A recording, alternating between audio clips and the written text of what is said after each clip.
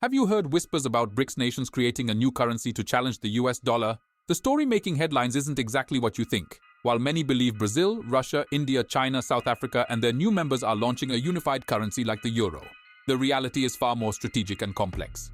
Today, I'm breaking down what's really happening with BRICS currency plans and why it matters to the global economy and potentially your wallet. So what exactly are BRICS nations planning? Rather than creating a single new currency, they're implementing a multifaceted approach to gradually reduce dollar dependence. This includes promoting trade settlements in their own local currencies, developing alternative payment systems like BRICS Pay, and exploring blockchain platforms called BRICS Bridge to facilitate cross-border transactions outside Western-controlled networks like SWIFT. They're also advancing central bank digital currencies to simplify payments between member nations.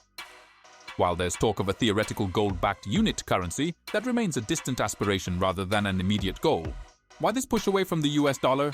BRICS nations are concerned about the weaponization of the dollar through sanctions. Russia's experience with harsh sanctions revealed how vulnerable dollar-dependent economies can be to American policy decisions. By reducing dollar reliance, these countries seek greater economic sovereignty and protection from external political pressures. There are practical benefits too. Eliminating expensive dollar conversion fees could significantly reduce transaction costs. Dollar fluctuations also create price volatility in commodity markets, making stable alternatives increasingly attractive for these emerging economies. If these de-dollarization efforts succeed, the global impact could be substantial. We'd likely see reduced dollar usage in international trade, strengthened South-South trade between developing nations, and potentially restructured global supply chains.